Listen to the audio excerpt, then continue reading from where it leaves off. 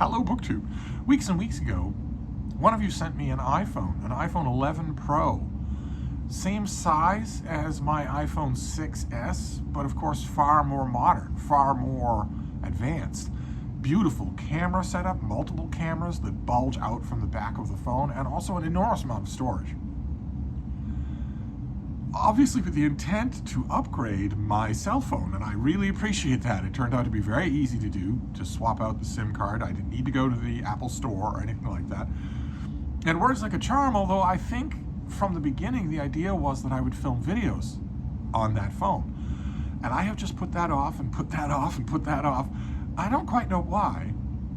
On my old iPhone 6S, I filmed 1,000 videos, and on my iPhone 7, the one that died on me, the one that bricked on me, I filmed another 1,000 videos on that. I am well familiar with filming videos on cell phones, but I haven't done it in so long that I've been putting it off. And I want to dip my toe in and see how that works. So I'm making a video on that phone right now. And I thought, if I'm going to be nervous and wondering if I'm looking at the right thing or touching the right thing or doing the right thing, surely the thing to set my heart at ease would be a random shelf tour. So I'm down here in what I used to refer to as puppy territory. In order to just do that, we'll just go through a shelf of books. These are not things that a longtime viewer of this channel will never have seen. There are a lot of new short-term viewers of this channel who might not have seen these things. And they're also not in any kind of coherent arrangement because I am discohering my book collection rather systematically, rather exhaustively. So nothing is where it belongs yet. That'll all be later. So I thought we could go through one shelf of books, and then I'm hoping that it will be shareable, that the video will be shareable, but also it will be an exercise for me in what you do with it. What do I do with the video then? So where does it go? How do I upload it? I'm sure all that stuff will come back to me. I'm hoping that it will.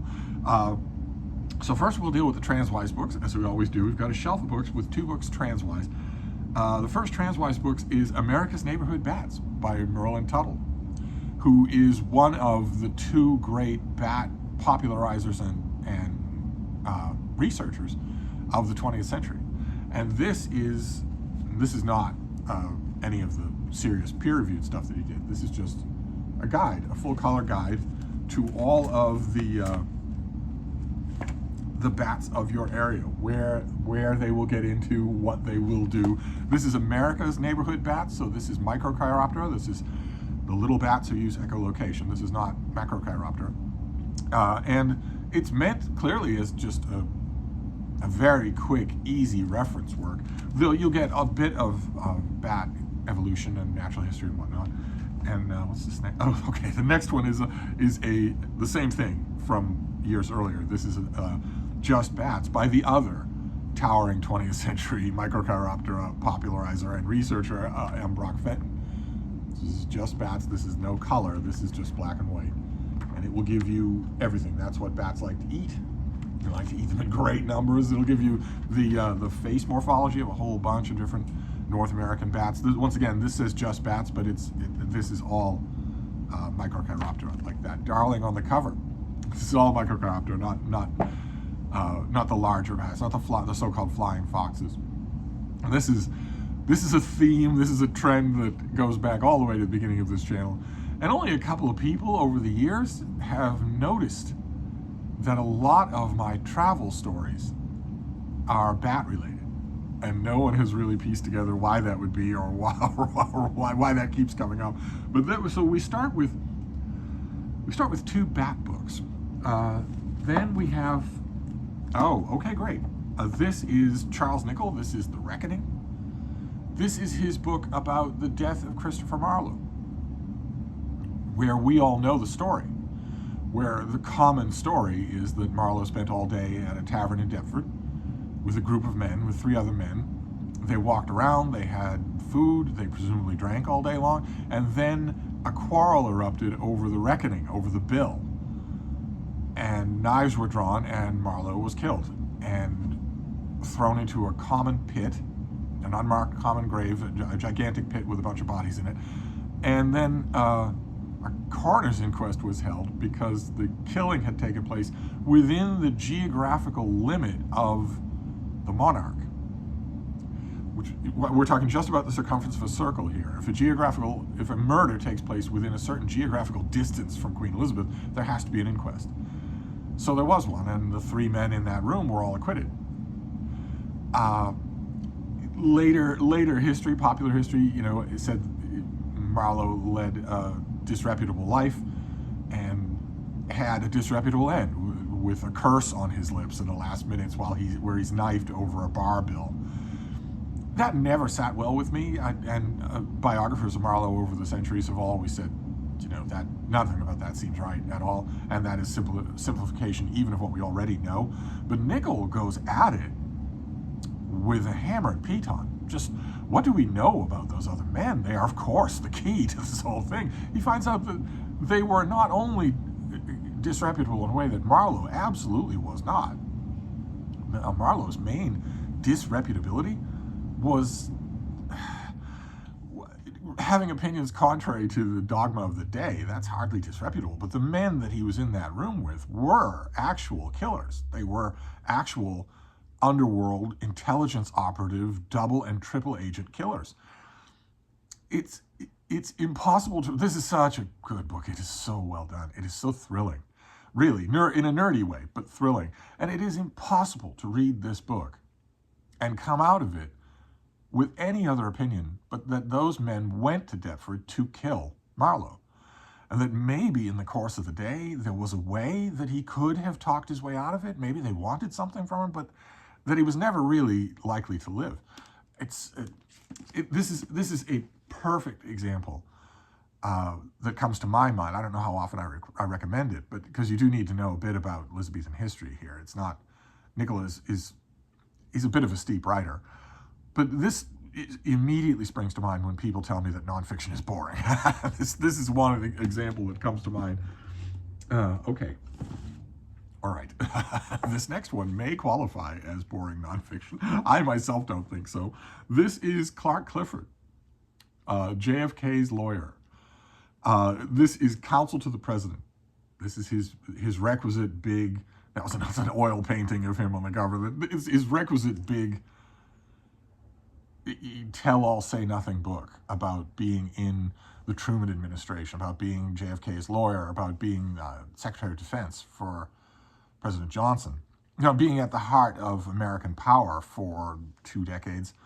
So if you're a tall, gray-haired, dignified guy, it's natural that when you get done with that, you're going to write a book. The problem is that the tall, gray-haired, distinguished guys who go through all of that are usually as dumb as termites. And so you need a co-writer, and here it's a Richard Holbrooke, who is the subject of a biography on his own, Our Man, which is incredible. And as a biography that Holbrooke himself would have said he long deserved. But unfortunately, Holbrooke is a terrific writer. God only knows what Clifford's book would have been like on its own. One memorandum after another, each more boring than the last. But this is actually interesting.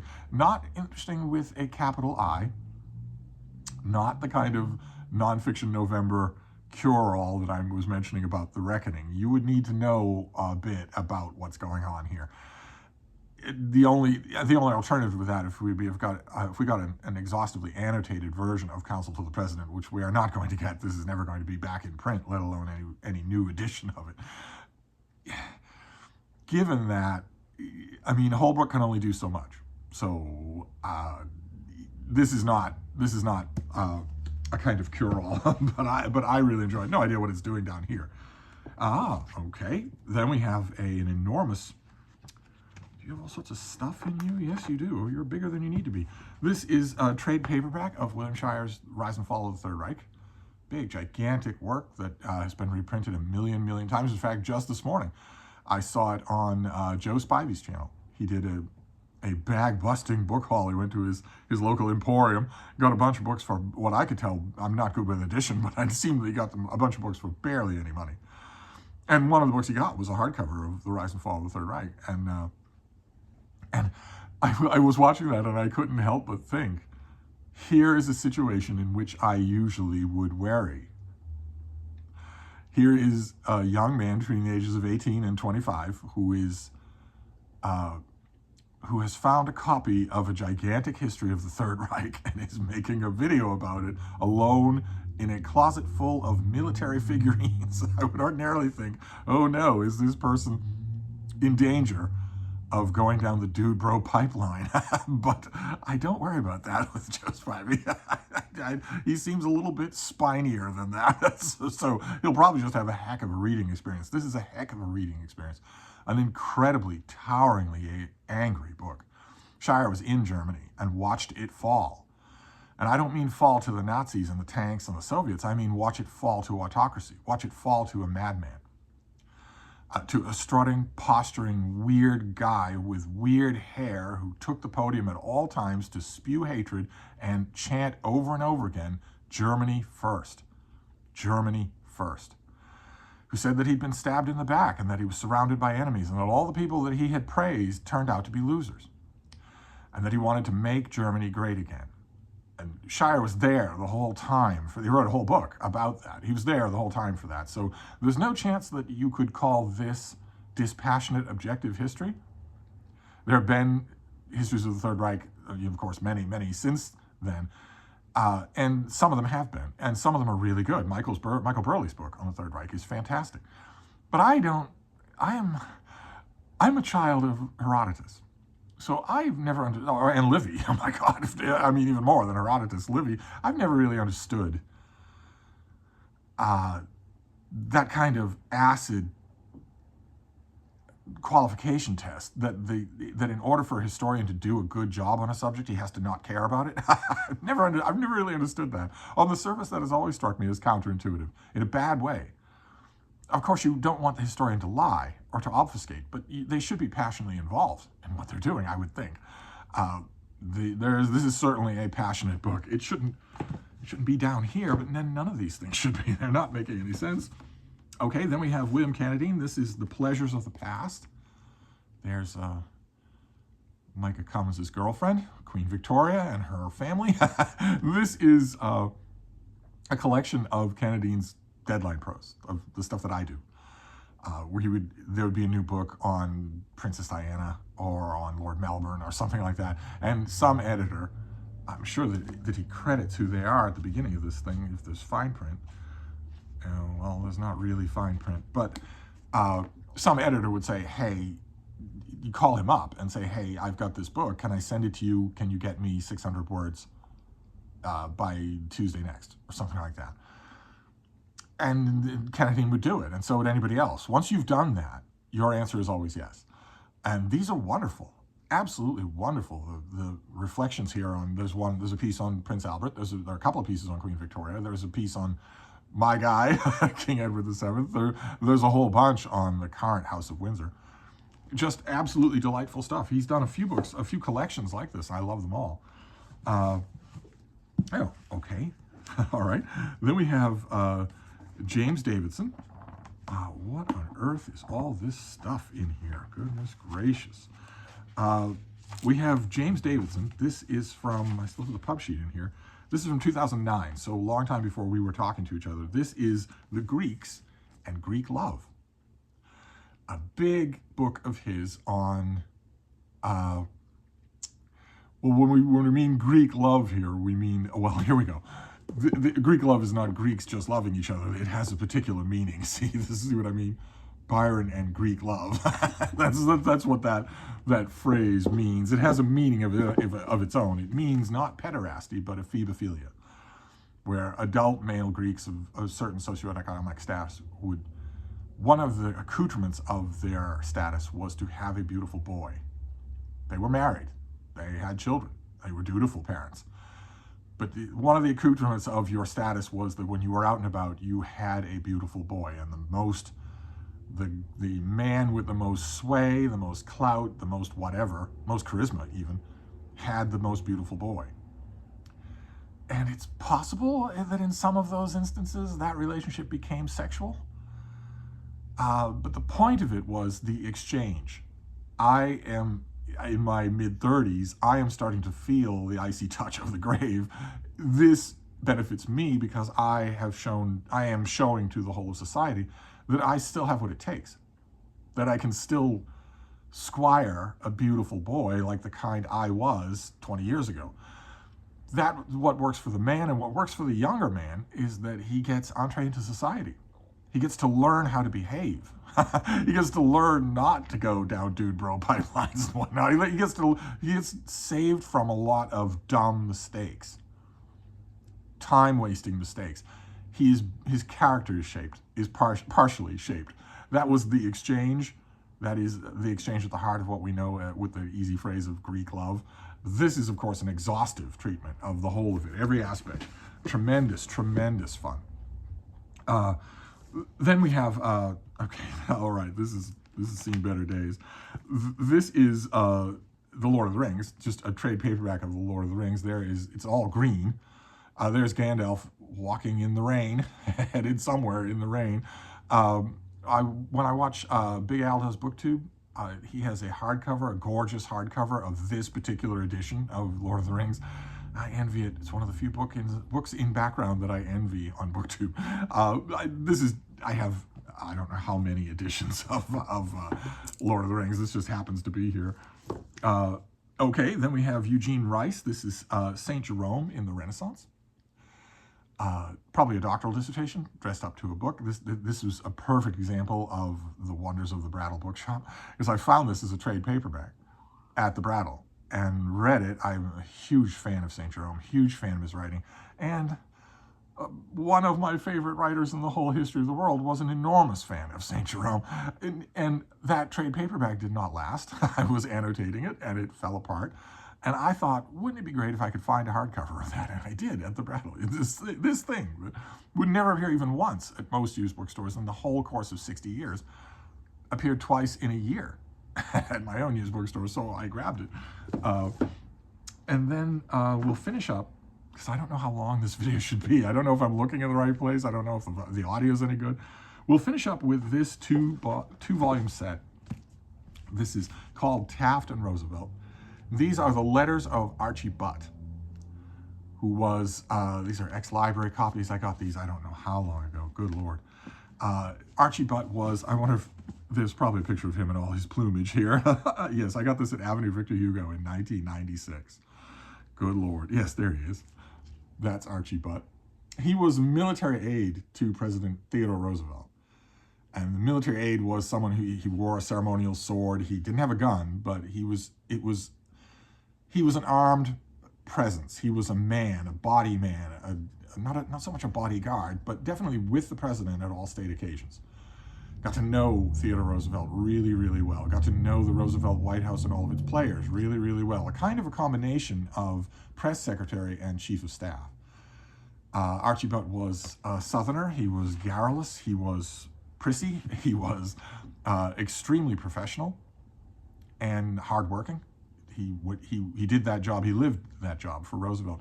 And then when President Taft came to power, Archie Butt just assumed, well, you know, a new broom sweeps clean. You were a friend of Theodore Roosevelt. Now you're dead enemies. You're certainly not going to want me along in your new administration. And President Taft, and also President Taft's ailing wife, said, we wouldn't hear of it. Of course you will stay. We need you more than ever. Because President Taft's wife had a stroke right before they really got the swing of things in their White House. So she required a huge amount of help. Taft required a huge amount of help. He didn't know what was what on Capitol Hill, what was going on with the players and the shakers and whatnot, what even the requirements were of a lot of the events that he had to go to. So Archie Butt just kept right on going at the Taft White House. And he wrote letters to his mother and his sister the whole time. And they're incredible. They are absolutely incredible. As much as I hate to say it about him, he could be a little bit of annoyance, but they're incredible. He saw everything, noticed so much, so much. So that he has provided us with an absolutely priceless glimpse.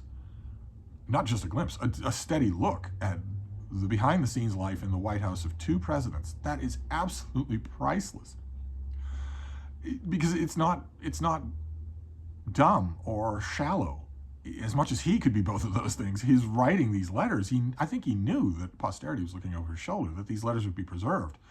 I'm glad they were. There's a separate volume that's not with this one. Obviously, it should be. There's a separate volume of his letters from the Roosevelt administration. And then there's this from Taft and Roosevelt, where he went out and about. That's the key, is that when he was Taft's military aide, he went everywhere with Taft, private and public, everywhere. Every speech, every whimsical outing. If Taft did a whimsical outing, then Archie Butt would go along. Taft decided to go to a department store or pick flowers from the beds at the foot of the Washington Monument. Archie Butt would go along and record what was happening, record Taft's interactions with normal people, and also with leathery elected politicians who would come to his office expecting him to do what they want. It's really, really good reading, and these were invaluable when I was writing a book about William Howard Taft. And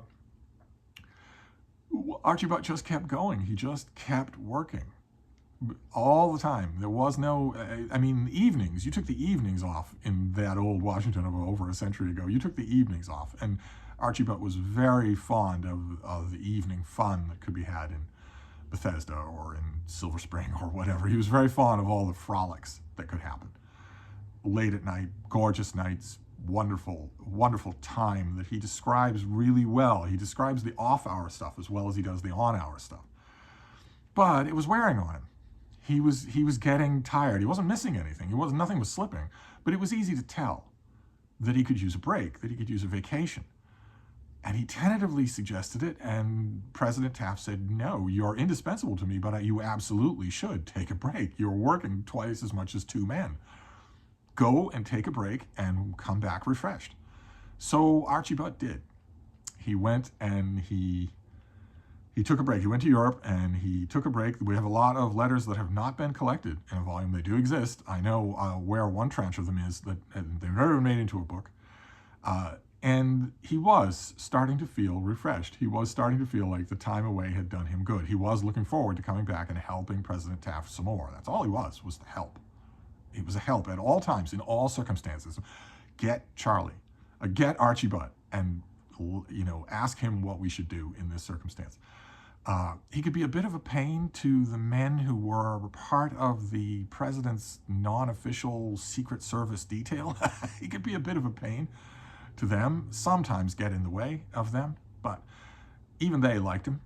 And he was writing a steady stream of letters from Europe and saying, and from England, and saying, I do feel better. I do feel refreshed. It's time for me to come home and get to work. And he did, on the Titanic. President Taft was woken out of a sound sleep. It was not hard to do. He did that 20 hours a day like a basset hound. He was woken out of a sound sleep and told about the disaster. And the person who told him said, well, this is just a bulletin. We don't know the full details yet. We don't know the full list of survivors. It's possible that there is hope. And before anything, instantly, Taft said, no, he's gone. If there were people on the Titanic to help, he would have helped them until he died. And so he never got back to his job. We never got any letters from the Wilson administration or anything like that. But these are down here. I no longer consult them the way I used to.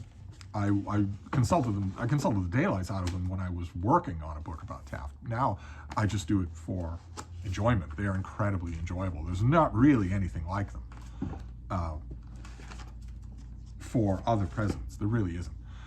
So anyway, that is a shelf tour, just a random shelf tour, just to really see how this works. I'm not 100% sure I know what I'm doing, even though I made thousands of videos on a phone. So now that I've done this, I'm going to check to see if the volume is okay, and then go about the process of uploading. I imagine most of you who make videos make them on your phone. So I'm probably fussing over nothing, but sorry in advance if this seems different from the other videos I make today.